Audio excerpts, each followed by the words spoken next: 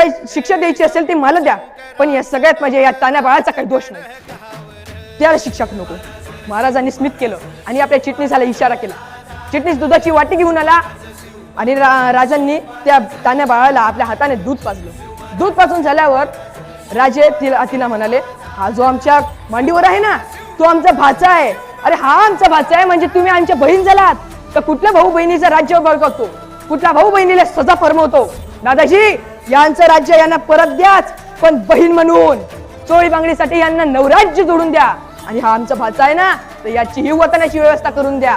त्या सावित्रीबाई देसाईला काही कळे ना, शिक्षा द्यायची राहिले बाजूला, हा राजा तर आपल्याला बहीण म्हणतो, धन्य धन्य, आणि आपल्या मुलाला भाचा मानतो आणि त्याची ही वतनाची व्यवस्था करून देतो.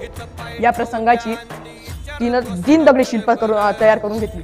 जर कधी कर्नाटकात गेलात तर तिथं धारवाड नावाचा एक जिल्हा आहे, त्या धारवाड नावाच्या जिल्ह्यात यादवाड नावाचं एक गाव आहे. त्या यादवाड नावाच्या गावात मारुतीचं मंदिर आहे आणि त्या मारुतीच्या मंदिरात सावित्रीबाई देसाईनं कोरलेलं ते दगडी शिल्प आहे. बोला छत्रपती शिवाजी.